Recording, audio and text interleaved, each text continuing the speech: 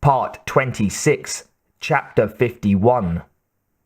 The Black Hawk moved north as Lieutenant Lynn Dominic looked for signs of anything that wasn't a bird, tree, quadruped, or rock.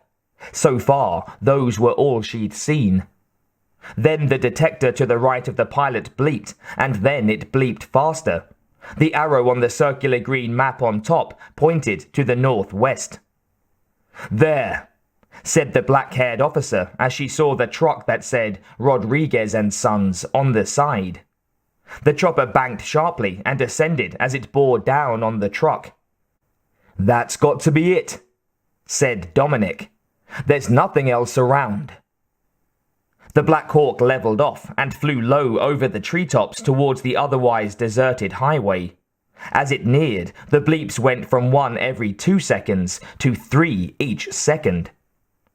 "Knock on the door," the lieutenant said to the co-pilot. The co-pilot gunner leaned forward and looked into the multi-purpose sighting system in the center of the instrument panel. On either side were hand grips which operated the twin M60 side-firing machine guns. The Black Hawk strafed the truck, punching holes in the canvas top and clanging off the metal support ribs. When the bullet struck the side of the cab, the passenger's side window shattered and the truck swerved. Regaining control of the vehicle, the driver hit the accelerator. "You can't outrun a helicopter," Lieutenant Dominic said under her breath. "Get in front of him and turn around," she ordered the pilot. The tail of the Black Hawk rose and the chopper forged ahead, passing the truck. When it was nearly a quarter of a mile ahead, it turned and hovered 10 feet above the asphalt, facing the truck. "Stop him," she said to the co-pilot. As the truck approached, the guns chewed into the front tires and grille. The driver's side tire exploded, flinging rubber shards behind it, and the truck veered to that side. It sped from the highway into a ditch and up the other side, and spun to a stop in the dirt. The chopper inched over as the driver got out with his hands up. "I give!"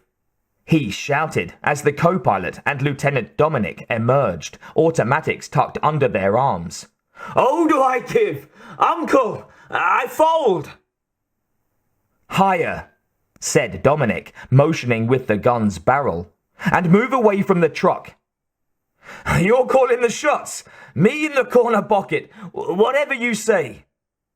The grizzled driver walked away as he stretched his arms to their fullest height. "What is this? Some kind of invasion? You guys foreigners or paramilitaries? Not that I care. I'm your prisoner. Name, rank, serial number, and anything else I know. It's yours." "Just stay where you are," the lieutenant said as the co-pilot walked towards the back of the truck. He reached out and got ready to pull aside the flap. When Dominic nodded, the co-pilot pulled it aside and pointed his weapon at the driver. As he did so, Dominic shifted her gun from the driver to the back of the truck, which she was better positioned to cover. The back of the truck was empty, save for a small canister. Lieutenant Dominic peered with astonishment through her sunglasses. "What does it say?" she asked the co-pilot. He leaned into the back of the truck. "It says, radioactive waste, St. Jude's Department of Radiology." "Radiation?" the driver said. "Shit. Am I going to be goddamn glowing in the dark?" Lieutenant Dominic walked towards him. She stopped just a few paces away. She could smell the combination of liquor and coffee on his breath. "Are you trying to tell me you didn't know what was in there?" "I am telling you that, yes, ma'am. I mean, officer, ma'am, sir." "How could you not know?" "Truck says produce, I figure it's produce. Old Sammy Lawrence, he don't ask questions."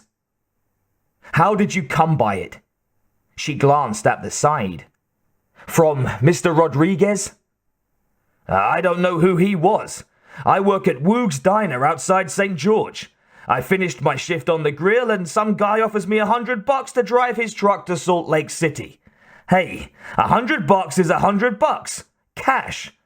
But shit, hell, of course I'll report it on my taxes. Anyhow, that's how it happened. I swear. What guy was this? She said. I dunno. One of your kind of guys. I mean, he had a flight suit on and all. Kinda dirty, like he'd been flipping burgers or grease monkeying. Lieutenant Dominic instructed the man to sit down, with his hands on his head, told the co-pilot to stay with him, then went back to the chopper. The radios were still out, so she would have to go back to the houseboat rental office and use the telephone. Someone had pulled a sleight of hand, and she had a feeling it was going to cost them all dearly.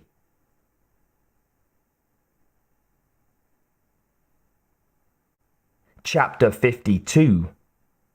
Hale was sitting in the back of the helicopter with Colonel Wilkins to his right. Giles was in front of the colonel, next to the pilot, Captain Chan. A map was spread across the laps of Hale and Wilkins. Since they'd taken off 5 minutes before, Hale had been looking at the map, looking out the window, looking back at the map, then looking back out the window. I don't know what you're looking for, Captain, Wilkins said. We've sealed off every road between here and Salt Lake. Hale's mind was moving like the chopper rotor, fast and always coming back to the same place. Major Deakins would have expected you to do that, Hale said. So, said Wilkins, that means he's either got to stay low, punch through, or fly out. In any case, we'll get him.